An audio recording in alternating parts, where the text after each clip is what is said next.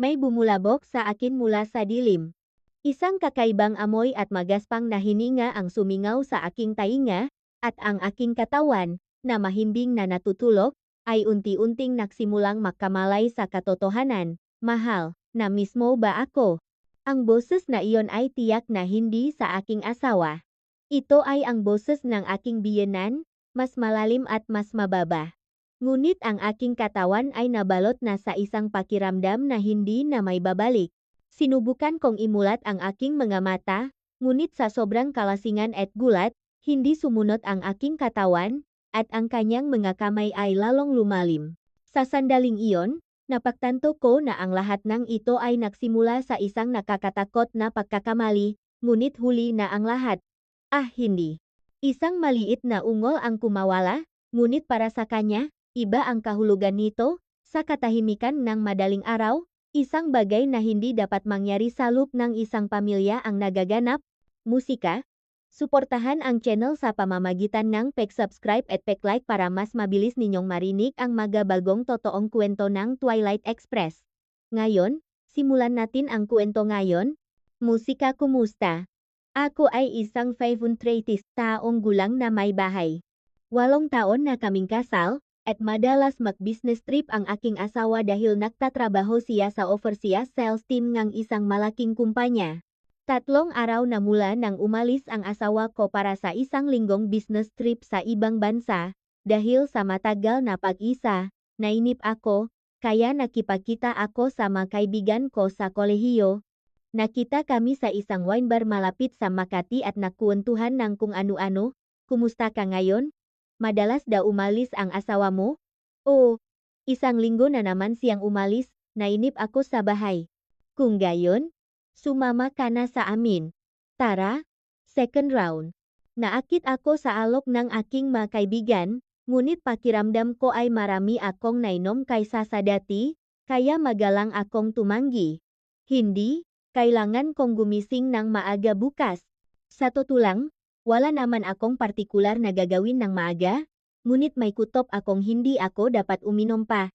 Sa huli, nagpasya akong tumawag ng taxi driver, ngunit dahil Sabado ng gabi, mahigit 1 oras daw ang waiting time. Masyadong malamig para mahintay sa basement parking. Noon ko naisip ang bahay na aking biyenan. Mula dito, 15 minutong biyahe lang ng taxi papunta sa bahay ng aking biyenan, at pwede kong kunin ang kotse ko kinabukasan ng umaga. Narinig ko na ang aking biyenan na babae ay nasa probinsya at 1 linggo nang wala, at ang aking biyenan na lalaki ay mag-isa sa bahay. Dapat ko bang tawagan si biyenan na lalaki? Ngunit lampas alas 11 ng gabi, kaya nag-alangan akong tumawag. Baka natutulog na siya. Nag-isip ako, at sa huli, sumakay na lang ako ng taxi papunta sa bahay ng aking biyenan. Pagdating ko sa harap ng bahay, nakita kong nakabukas ang ilaw sa sala. Gumaan ang pakiramdam ko dahil mukhang hindi pa siya tulog. Nag-doorbell ako, ngunit matagal akong nahintay at walang sumagot. Nakabukas naman ang ilaw. Nag-doorbell ulit ako, ngunit wala pa ring sumagot. Naisip ko baka natutulog siya habang malakas ang TV, kaya binuksan ko ang door lock gamit ang password na ibinigay sa akin dati ang aking biyenan na babae. Tito, ako po ito. Pwede po ba akong pumasok? Malakas akong nagsalita sa entrance, ngunit wala pa ring sumagot. Sa simula, balak kong matulog sa kwarto ng aking asawa, ngunit ginagamit iyon bilang bodega at walang kumot. Walang magawa, pumunta ako sa master's bedroom ng aking biyenan. Naisip ko na ayos lang dahil wala naman ang aking biyenan na babae. Ang kwarto ay may mahinang amoy ng pamilyar na pabango. Ito ang pabango ng channel na madalas gamitin ng aking biyenan na babae. Dahil sa kalasingan at pagod, humiga na lang ako sa kama. Kailangan kong gumising ng maaga bukas, magpaalam kay Tito, at umalis. Sa pag-iisip na iyon, ipinikit ko ang aking mga mata at mabilis na nakatulog ng mahimbing. Noon, hindi ko alam na ang isang gabing iyon ay magbabago sa buong buhay ko. Nang oras na iyon, mas maaga kaysa sa inaasahan si Tito. Madalas, kung Biyernes ng gabi, umaalis siya para sa isang reunion at umuwi ng late, ngunit iba ang gabing iyon.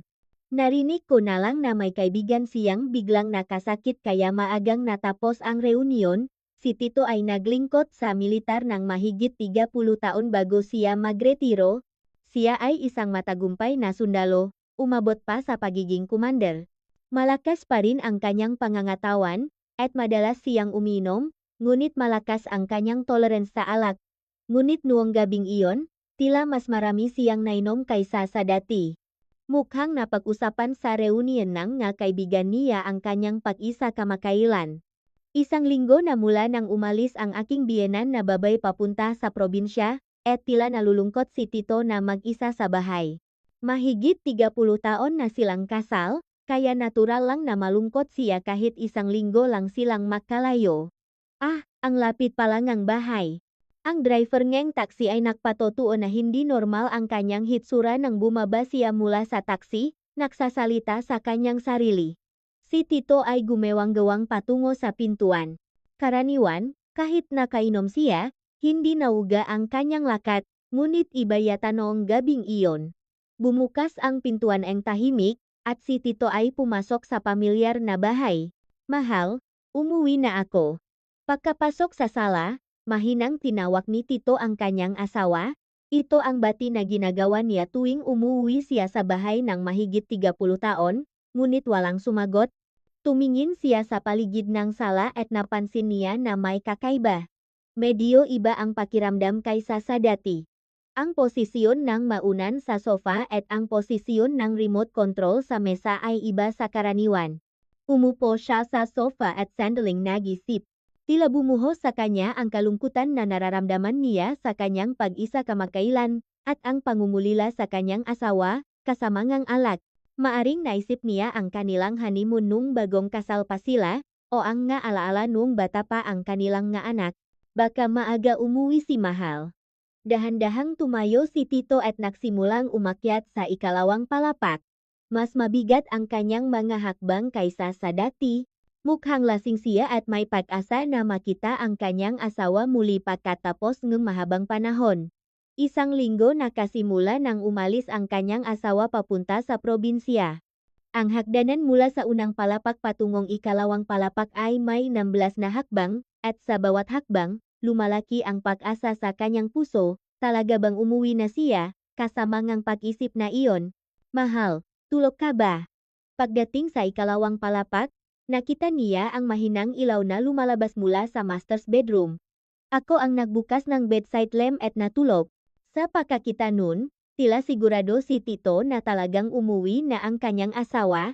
Bahagyang nakabukas ang pinto, at nakita ang isang siluet ng isang taong nakahiga sa kama. Mahabang buhok ang nakakalat sa unan, at narinig ang regular na pahinga. Umuwi nga siya?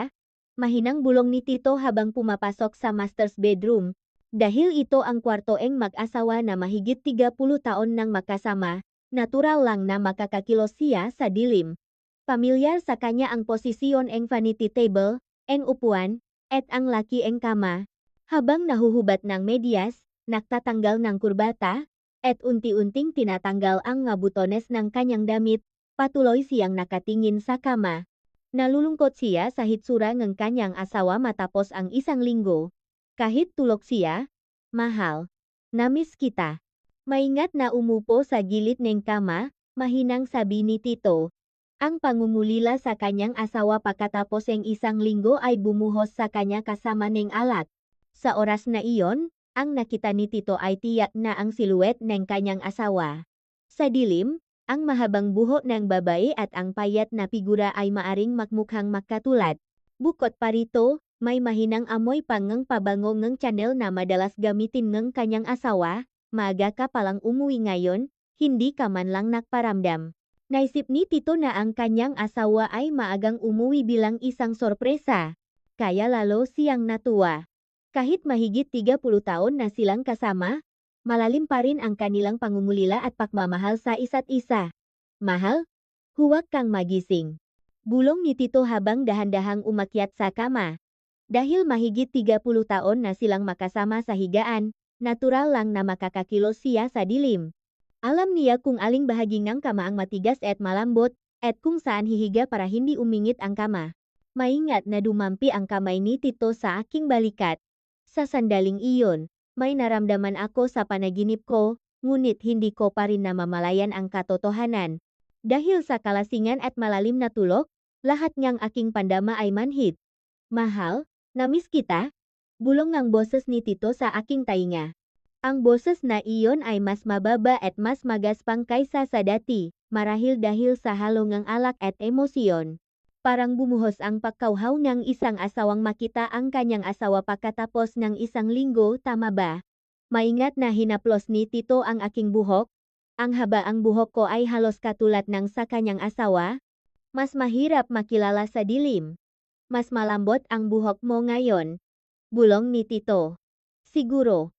Iba ang ginagamit kong hair product kaysa sa kanyang asawa.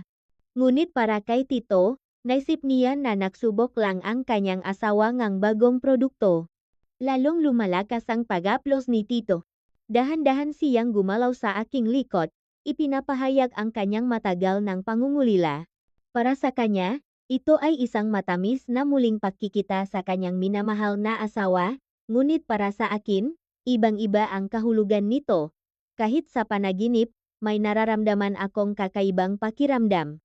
Iba ang haplos, iba ang amoy, iba ang boses kaysa sa aking asawa, ngunit hindi ko ito makilala kung ito ba ay totoo o panaginip. Sa panaginip, naisip ko na may kasama akong lalaki. Ngunit hindi malinaw kung sino ang lalaking iyon. Minsan, parang asawa ko, at minsan, parang isang taong hindi ko kilala. Mahal, ang ganda mo talaga. Lalong naging emosyonal ang boses ni Tito.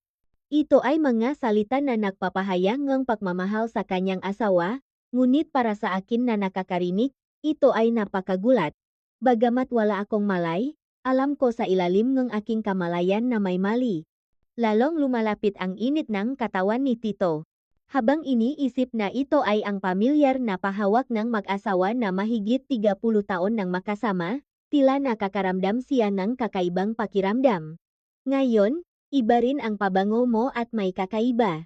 Sabi ni Tito habang ipinupunta ang kanyang ilong sa aking lik. Iba kasi ang pabango na ginagamit ko kaysa sa kanyang asawa. Mas gusto ko ang floral na pabango, habang ang kanyang asawa ay mas gusto ang woody. Ngunit naisip din ni Tito na napalit lang ng pabango ang kanyang asawa. Minsan, kahit sa mag-asawa, ang maliliit na pagbabagong ito ay maring maging bagong tijik. Lalong lumalim ang pagpapalitan ng haplos. Ipinapahayag ni Tito ang kanyang pagmamahal sa kanyang asawa pagkatapos ng isang linggo, ngunit nasa ibang sitwasyon ako. Sa sandaling iyon, nagsimulang tumunog ang isang alarma sa malalim na bahagi ng aking kamalayan. May mali. Kakaiba. Ngunit ang aking katawan, na nalasing at natutulog, ay hindi makapag-react ng maayos. Bahagyang hinaplos ni Tito ang aking mukha. Iniisip na ito ay ang pamilyar na mukha ng kanyang asawa sa dilim. Ako ay mahimbing pa rin na natutulog. Marami kasi akong nainom noong gabing iyon kasama ang nga kaibigan. 2 basoeng alak at ilang basoeng soju, na higit pa sa aking tolerance. Kaya, kahit dumampi ang kamay ni Tito, hindi ako tuluyang nagising. Sa pagitan ng panaginip at katotohanan, lahat ng aking pandama ay parang manhid. Para akong nasa ilalim ng tubig, lahat ay malabo at mabagal. Isang maliit na ungol ang lumabas sa aking bibig, ngunit iyon ay isang subconscious reaction lamang. Naisip ko na may kasama ako sa panaginip, ngunit hindi malinaw kung sino iyon. Lalong lumalakas ang pag-aplos ni Tito. Sa pagpapahaya ang kanyang pangungulila sa kanyang asawa pagkatapos ang isang linggo, tila mas agresibo siya kaysa sa dati. Ang aking katawan ay subconscious na nagre-react. Kahit malabo ang aking isip dahil sa alak, buhay pa rin ang aking mga pandama. Umiikting ang aking katawan sa kakaibang haplos, at isang hindi may paliwanag na panginginig ang dumampi. Nang may isa pang ungol ang lumabas, tinanggap iyon ni Tito bilang isang positibong tugon. Naisip niya na ang kanyang asawa ay tumutugon sa kanyang pagpapahayag ng pagmamahal. Sa panaginip, naramdaman ko na nasa isang kakaibang sitwasyon ako. Iba ang amoy, iba ang haplos, iba ang boses kaysa sa aking asawa.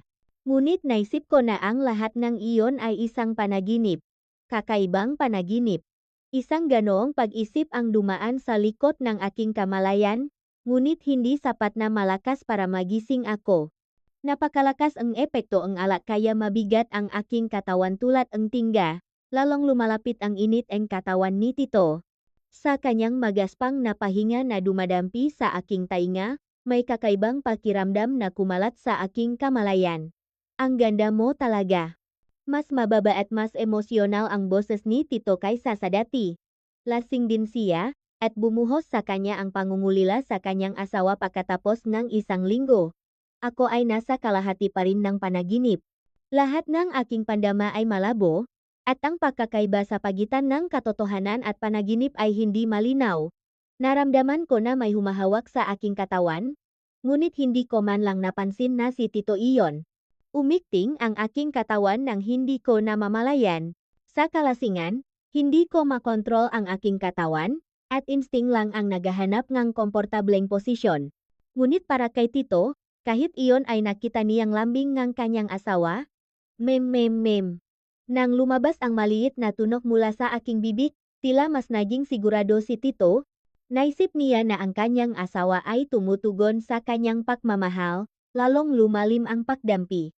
Ako ay walang depensa dahil sa alak at tulog, at si Tito ay puno ng pangungulila sa kanyang asawa. Nasa magkaibang mundo ang dalawa, ngunit pareho nilang sinasakop ang isang espasyo. Unti-unti nang lumalapit ang hindi na may babalik na sandali, ngunit wala ni isa sa amin ang malinaw na nakakaintindi sa katotohanan na iyon, lalong naging agresibo ang paggalaw ni Tito. Ang kanyang pangungulila sa kanyang asawa pagkatapos ng isang linggo ay umabot na sa sukdulan. Para sa kanya, ito ay natural na pagmamahalan ng mag-asawa, ngunit para sa akin, ibang-iba ang kahulugan nito. Mahal, iba ka ngayon. Bulong ni Tito sa aking tainga. Tila nakakaramdam siya ng bagong interes sa iba't ibang reaksyon at pagdampi kaysa sa kanyang asawa. Kahit matagal na silang mag-asawa, minsan ang mga pagbabagong ito ay nagbibigay ng bagong buhay sa relasyon. Ako ay naglalayak pa rin sa pagitan ng kamalayan at kawalan ng kamalayan. Malabo ang aking isip dahil sa alak, ngunit lalong naging sensitibo ang aking mga pandama. Nagsimulang makriyak ang aking katawan sa kakaibang haplos. Kahit sa panaginip, naramdaman ko na nasa isang espesyal na sitwasyon ako. Iba't ibang matinding pakiramdam ang dumating sa aking katawan kaysa sa dati. Ngunit naisip ko na ang lahat ng iyon ay bahagi ng panaginip. Nang lumabas ang maliit na ungol mula sa aking bibig, tinanggap iyon ni Tito bilang isang positibong senyales. Naisip niya na tumutugon ang kanyang asawa sa kanyang pagmamahal, at mas naging agresibo siya. Lalong naging detalyado ang pag-aplos ni Tito.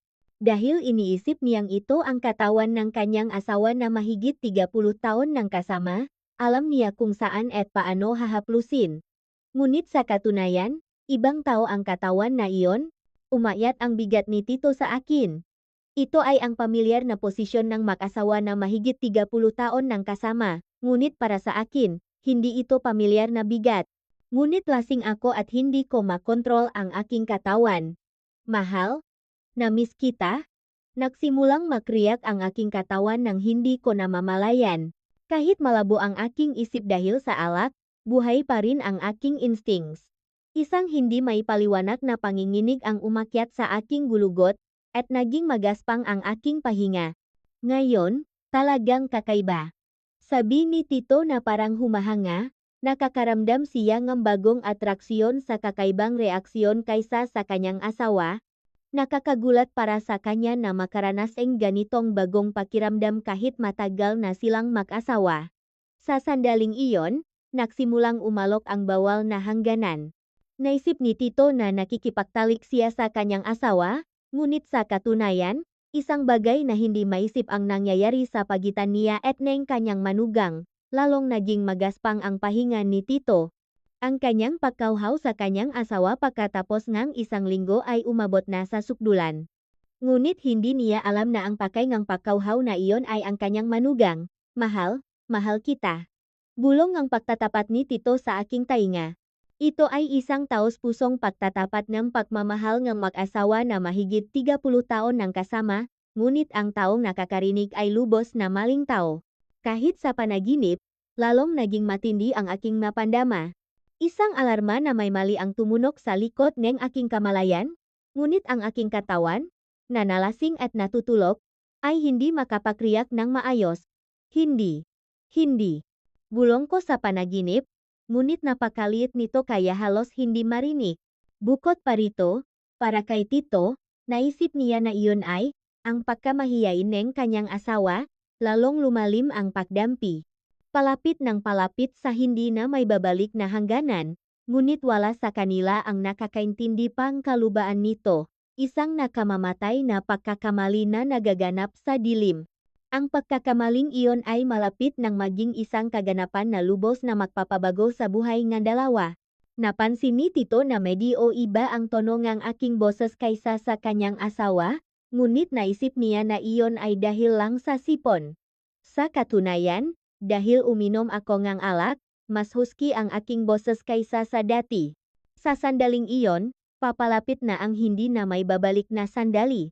Pareho silang nananaginip ng iba't ibang panaginip, ngunit pareho nilang sinasakop ang iisang katotohanan. Bandang alas, 3 ng madaling araw, unti-unting bumalik ang aking kamalayan sa isang kakaibang paggalaw. Bahagyang umaalok ang kama, at may kakaibang pahinga ang narinig ko sa aking tainga. Dahan-dahang bumukas ang aking mga talukap na mabigat dahil sa alak. Ano iyon? Sa simula, naisip ko na panaginip lang. Ngunit ang lalong lumilinaw na manggapandama ang nagsasabi sa akin na ito ay totoo. Naramdaman ko ang bigat ng isang tao sa ibabaw ko, at lalong lumalapit ang magaspang na paghinga. Sa unti-unting pagbabalik ng aking kamalayan, nagsimula akong maalala kung nasaan ako. Ang master's bedroom aking biyenan. Naalala ko na uminom ako kagabi at natulog dito. Ngunit hindi ko maintindihan kung bakit may kasama ako. Umalis ang aking biyenang babae para bisitahin ang kanyang pamilya, at sinabi nilang naiwan ang aking biyenang lalaki mag-isa. Ngunit ang ibang amoy, ibang boses, ibang haplos unti-unting lumalalim sa akin ang katotohanang hindi ito panaginip kundi realidad.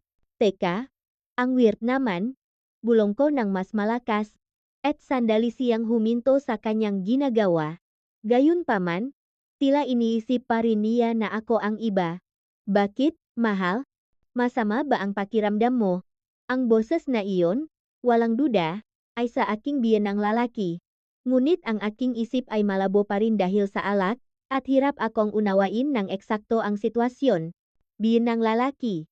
Bakit ka sandali? Unti-unting bumabalik ang aking kamalayan, at nagsimula akong mapagtanto ang kalubhaan ng sitwasyon. Iniisip niyang aking biyenang lalaki na ako ang kanyang asawa, at ang lahat niyang nangyari hanggang ngayon hindi.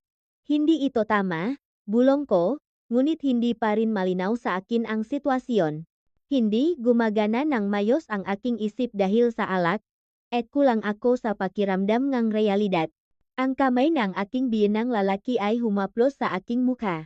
Tila sinusubukan niyang kumpirmahin ang mukha ng kanyang asawa sa dilim, ngunit tila hindi pa rin niya makita ng malinaw. Biyenang lalaki, mahina kong tawag, ngunit tila hindi niya ako narinig sa una. Iniisip pa rin niya na ako ang kanyang asawa, patuloy siyang nagpapahayag ng pagmamahal. Bakit ka gumagawa ng kakaibang tunog? Nanaginip ka ba? Magiliw na tanong ng aking biyenang lalaki. Tila iniisip niya na ang pagtawag ko sa kanya ng biyenang lalaki ay isa lamang bulong sa panaginip. Mabilis na dumaloy ang iba't ibang kaisipan sa aking isip. Paano nangyari ito? Paano ko ayusin ang sitwasyong ito? Hindi po, sabi ko ng mas malakas, at sandali siyang huminto sa kanyang galaw. Ngunit tila iniisip niya lamang na ito ay pagkamahiyain o pagkapahiya ng kanyang asawa. Okay lang mahal. Dahan-dahan, marami tayong oras. Narinig ko ang magiliw na boses ng aking biyenang lalaki. Ito ang boses ng isang asawang nagmamalasakit sa kanyang minamahal na asawa. Ngunit sa akin, na nakarinig ng boses na iyon, ay dumaloy ang pagkabigla at takot. Ngayon pa lang nagsisimulang luminaw ang sitwasyon. Iniiba ng aking biyenang lalaki ang pagkakakilanlan ko bilang kanyang biyenang babae. At kung gaano kakilakilabot na pagkakamali ang nangyayari ngayon. Sinubukan kong igalaw ang aking katawan upang makatakas sa sitwasyon, ngunit hindi ito madali dahil sa bigat ng aking biyenang lalaki. Bukod pa rito, may natitira pa ring epektong alak, kaya hirap akong kontrolin ang aking katawan, biyenang lalaki, ako po ito, ang inyong manugang, mahina kong nasabi, at tuluyang huminto ang paggalaw ng aking biyenang lalaki. Ngunit sa dilim, tila hindi niya nakita ng malinaw ang aking muha. Ano? Mahal? Ano ang sinasabi mo? Bakit ka nagsasalita ng kakaibang bagay? Bulong ng aking biyenang lalaki, at lumapit siya sa aking mukha. Tila sinusubukan niyang kumpirmahin ang aking mukha sa malabong ilaw ng para. Nasa aking puso ang takot, pakalito, at isang hindi may paliwanag na haloeng damdamin. Paano nangyari ito? At paano ko ayusin ang sitwasyong ito, ngunit marami na ang nangyari. Sa sitwasyon kung saan lumampas na sila sa isang hindi na mababalik na linya, ang dalawa ay nahanda para sa iba't ibang pagkabigla. Bandang ika-5 ng umaga, nagsimulang sumilip ang mahinang sikat ng araw sa bintana. Ang liwanag na iyon ay dahan-dahang nagbigay liwanag sa kwarto, at sa wakas ay nakita ng eksakto ngang aking biyenang lalaki ang aking mukha. Bumangon ang aking biyenang lalaki upang kumpirmahin ang aking mukha at tumingin sa akin. Sa una, tila iniisip pa rin niya na ako ang kanyang asawa. Ngunit ang unti-unting nagliliwanag na sikat ng umaga ay nagsimulang ihayak ang katotohanan. Uh. Nagpahayak ng pakalito ang boses ng aking biyenang lalaki. Sa una, kinuskos niya ang kanyang mata at sinubukan muling kumpirmahin, tila hindi siya makapaniwala. Iniisip na hindi ito maaring mangyari. Ako rin ay ganap ng gising. Marami nang nawala ang epekto ng alak, at lubos kong naintindihan ang kalubaan ng nangyari. Nakatitigan ang dalawa at nanigas. Ay, ito ba ay panaginip? Panaginip ba ito? Bulong ng aking biyenang lalaki sa nanginginig na boses. Mahirap para sa kanya na tanggapin ang realidad. Nais niyang isipin na hindi ito maaring mangyari sa totoo at tiyak na ito ay panaginip. Ngunit nang makatitigan kami, tiyak na alam niya na hindi ito panaginip. Ang parehong pakabigla at pakalito ay makikita sa aking mata. Mamanugang, nanginginig na boses ang lumabas sa bibig ng aking biyenang lalaki. Tinitigan niya ako na may hindi makapaniwalang ekspresyon, hindi sigurado kung ang lahat ng sitwasyong ito ay totoo. Biyenang lalaki, mahina ko ring nasabi. Nanginginig ang aking boses, at hindi ko alam kung ano ang unang sasabihin. Paano ko ipapaliwanag ang sitwasyong ito? Tila hindi ko may paliwanag ang kakilakilabot na pagkakamaling ito sa anumang salita. Nagsimulang mamutla ang mukha ang aking biyenang lalaki. Mabilis na naglaro sa kanyang isip ang nangyari sa nakalipas na ilang oras. Ang lahat ng ginawa niya. Iniisip na ang kanyang minamahal na asawa hindi. Hindi ito maaring mangyari, bulong ang aking biyenang lalaki, habang iling. Nais niyang tanggihan ang realidad. Ngunit, gaano man niya tanggihan, mayroong realidad sa kanyang harapan na hindi magbabago. Ay, mabilis na bumangon ang aking biyenang lalaki at bumaba sa kama. Nakita kong nanginginig ang kanyang magkamay, at humingal siya. Naisip ko kung gaano kalaki ang pakabigla. Isang tao na namuhay bilang isang sundalo sa buong buhay niya, na hindi nawalan ng pagiging mahinahon sa anumang krisis, ay tila ganap na nawalan ng kontrol sa pagkakataong ito. Mabilis din akong nagilahan ng kumot upang takpan ang aking katawan. Ang kahihiyan, pakalito, at isang hindi may paliwanag na haloeng damdamin ay nagsama-sama. Pagkasala, takot, kawalan ng pag-asa, lahat ng damdamin ay dumaloy ng sabay-sabay. Ano ang gagawin ko? Ano ang gagawin ko? Paano nangyari ito? Bulong ng aking biyenang lalaki, habang hawak ang kanyang ulo. Isang tao na naglingkod bilang sundalo ng higit sa 30 taon, na mahinahong humarap sa anumang mahirap na sitwasyon, ay ganap na nalito sa pagkakataong ito. Naglakat-lakat ang aking biyenang lalaki sa kwarto, patuloy na bumubulong. Ako. Ano ang ginawa ko? paano nangyari ito? Ang kanyang boses ay puno eng pakasala at kawalan eng pag-asa. Mahirap para sa kanya na tanggapin ang katotohanan ang isang tao na namuhay ng matuwid sa buong buhay niya ay gumawa ng ganong bagay. Biyenang lalaki, ako rin. Hindi ko rin alam, sabi ko sa nanginginig na boses. Hindi ko talaga maintindihan kung paano nangyari ito. Pira-piraso ang mga alaala ng nakaraang gabi, ngunit hindi pa rin ako makapaniwala. Ako. Ano ang ginawa ko? Sabi nga aking biyenang lalaki sa mapagpatawat na boses.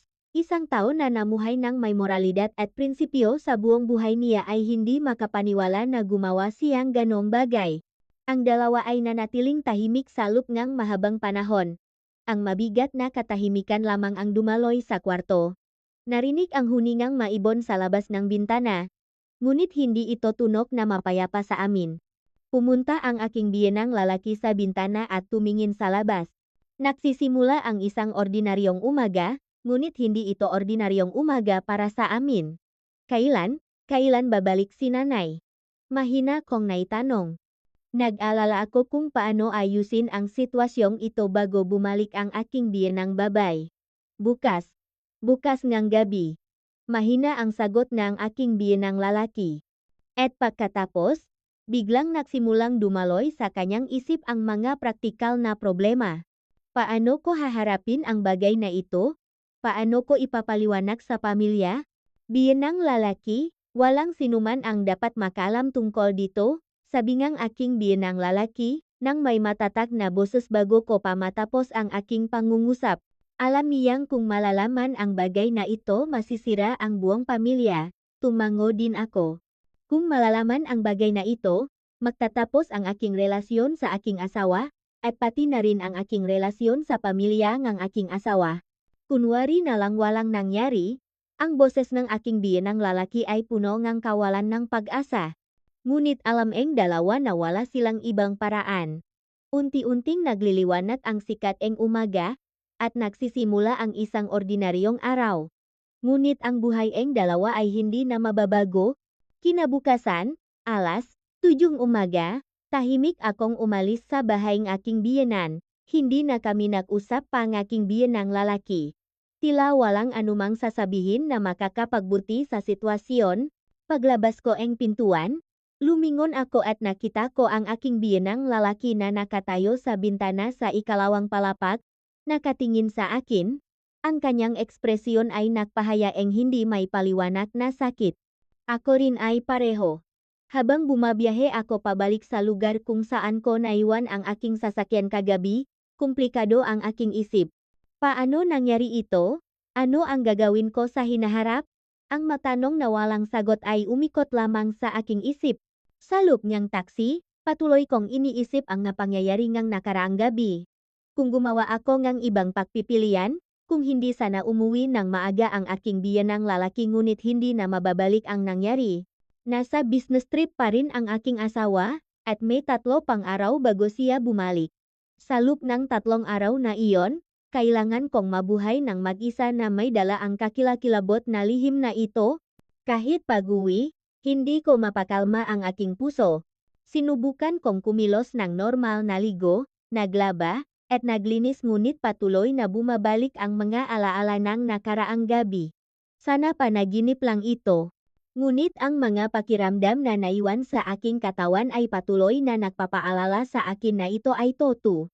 Ito ang katotohanan na hindi ko matanggihan, gaano man ako magtangka. Sa ikalawang araw, tumawag ang aking biyenang babae. Manugang, maayos ka ba? Mag-isa lang si tatay? Paminsan-minsan ay kumustahin mo naman siya. Opo, nanay, naiintindihan ko po. Nanginginig ang aking boses habang sinasagot ang telepono. Lalo pang lumaki ang aking pagkasala nang marinig ko ang mainit na boses ng aking biyenang babae. Hindi ako makapaniwala na nakikipag-usap ako sa kanya ng normal sa kabila ng kakilakilabot na bagay na aking ginawa. Kumustahin mo si tatay, ha? Siguro nainip siya ngayon na mag-isa lang siya. Opo, tatawagan ko po siya. Ngunit wala akong lakas ng loob na tawagan ang aking biyenang lalaki. Paano ako tatawag? At anong mukha ang ipakikita ko? Naisip ko na pareho kami ngang nararamdaman. Sa ikatlong araw, bumalik ang aking asawa mula sa business trip. Mahal, narito na ako, miss na miss kita. Sa sandaling niyakap ako ang aking asawa, parang iyak ako. Ang hirap para sa akin na salubungin ang aking asawa ng normal sa kabila ang pagtatago ang kakilakilabot na lihim na ito. Oh, bakit ka nagpapayat ng husto? Siguro hindi ka kumain ng maayos habang mag-isa ka. Lalo pang lumaki ang aking pagkasala nang marinig ko ang nag-alalang boses ng aking asawa. Walang alam ang aking asawa at nag-alala para sa kanyang asawa, samantalang ako wala lang, nawalan lang ako ng gana kumain, dahil mag-isa ako, isa itong kasinungalingan. Sa katunayan, hindi ako nakakain o nakatulog ng mayos dahil sa nangyari kagabi. Ngunit hindi ko masabi ang katotohanan. Pagkatapos ng isang linggo, bumalik ang aking biyenang babay. Gaya ang dati, may family gathering, ngunit takot na takot akong pumunta sa bahay ang aking biyenan. Wala akong lakas ang loob na harapin ang aking biyenang lalaki. Nanay, hindi po ako magaling. Oh, anong nangyari? May sakit ka ba? Lalo pang bumigat ang aking puso nang marinig ko ang nag-alalang boses ng aking biyenang babae, para itong pagtataksil sa isang taong nag-alala sa akin. Parang makakasakit lang po ako. Kapag gumaling po ako, pupunta agad ako para bumati. Sa huli, hindi ako pumunta sa bahay ng aking biyenan ng araw na iyon. Ang aking asawa lamang ang pumunta at nakasama ang pamilya. Pagkalipas ng 2 buwan, dumating ang isang sitwasyon na hindi na maiwasan. Kaarawan ng aking biyenang babae. Gaano man ako magdahilan, hindi ko maaring hindi dumalo sa araw na ito. Mahal, kailangan nating pumunta sa kaarawan ni nanay. Isipin nilang kakaiba. Tama ang aking asawa. Kung iwasan ko pa, baka maginala talaga sila. Sa mismong araw ng kaarawan, pumunta ako sa bahay ng aking biyenan na may nanginginig na puso. Sa sandaling buksan ko ang pintuan, nakatitigan kami ng aking biyenang lalaki. Magandang araw po, tatay. Nang masabi ko ang mga salitang iyon, awkward ding tumango ang aking biyenang lalaki. Pareho kaming may ekspresyon na hindi alam kung paano kumilos. Oh, manugang, narito ka na. Matagal na rin, busy ka ba? Masayang sinalubong akong aking biyenang babae, ngunit hindi ako makangiti ng maayos. Tila lumabas ang lahat ng pagkasala at kahihiyan sa aking mukha. Sa buong araw na iyon, kami ng aking biyenang lalaki ay umiwas sa isa't isa. Kahit sa isang espasyo, sinubukan naming huwag makatitigan, at minimal lamang ang aming pag-usap. Tatay, may problema po ba kayo ng manugang? Parang awkward kayo pareho. Nang magtanong ng maingat ang aking asawa sa aking biyenang babae, parang huminto ang aking puso. Aba, hindi ko rin alam. Medyo kakaiba kayong dalawa nitong maaraw na ito. Naramdaman din ng aking biyenang babay na mayroong kakaiba. Ngunit hindi niya kailanman naisip sa kanyang pinakamaligayang panaginip na may nangyari ng ganon. Matapos ang araw na iyon, nagpatuloy ang awkwardness. Sa bawat family gathering, umiwas ang dalawa sa isa't isa, at nagsimulang isipin ng ibang miyembro ng pamilya na mayroong kakaiba. Inakala namin na magiging maayos ang lahat sa paglipas ng panahon, ngunit hindi madaling mawala ang mabigat na lihim. Sa halip, habang lumilipas ang panahon, lalo itong lumalim at unti-unting lumamon sa buhay ng dalawa. Nakakaramdam din ako ng pagbabago sa aking relasyon sa aking asawa. Sa tuwing sasabihin ng aking asawa na mahal niya ako, naalala ko ang sinabi ng aking biyenang lalaki ng gabing iyon. Hindi ako makatugon sa haplos ng aking asawa ng kasing natural ng dati. Bakit ka ganito ngayon? Parang nagbago ka? Nag-alalang tanong ng aking asawa. Sa tuwing nagtatanong siya, gumagawa ako ng angkop na dahilan at iniwasan ang usapan. Dahil sa stress. Dahil pagod ako. Ngunit hindi ko masabi ang totoong dahilan. Isang araw, hindi sinasadya, nag-isa kami ng aking biyenang lalaki. Nang umalis sandali ang aking biyenang babae at pumunta sa banyo ang aking asawa, ang dalawa ay walang sinabing anuman. Ngunit sa mata ang isa't isa, nakikita namin ang parehong sakit, parehong pagkasala. Ito Ito ay mananatiling lihim habang buhay. Mahina ang sabi ng aking biyenang lalaki. Tahimik din akong tumango. May iba pa bang pagpipilian? Hanggang kailan namin ipagpapatuloy ang kasinungalingang ito? Ngunit hindi ko masabi ang katotohanan. Kung gagawin ko iyon, magtatapos ang lahat. Ngayon, hindi maganda ang kalusugan ng aking biyenang lalaki. Ayon sa aking asawa, hindi siya nakakatulog ng mayos at nawalan din ng gana sa pagkain. Nangayayat si tatay. Mukhang may bumabagabag sa kanya. Sa tuwing naririnig ko ang nag-alalang boses ng aking asawa, nasasaktan din ang aking puso. Dahil alam kong ako ang dahilan ng paghihirap ng aking biyenang lalaki. Ang kakilakilabot na lihim na ito na nilikhaeng pagkakamaling iyon kagabi, ito ngayon ang krus na kailangan dalhin ang dalawa sa buong buhay nila. Hanggat sila ay magkasama bilang pamilya, walang paraan upang makatakas sa lihim na ito. Paminsan-minsan, naisip ko na sana panaginip lang ang lahat ng ito. Ngunit sa bawat umaga na idinidilat ko ang aking mga mata, muli kong napagtatanto na ito ay totoo. At sa mabigat na katahimikan na iyon, unti-unting nakakaroon ng nabitak ang pang-araw-araw na buhay ng dalawa. Walang sinuman ang nakakaalam kung hanggang kailan nila may tatago ang lihim na ito.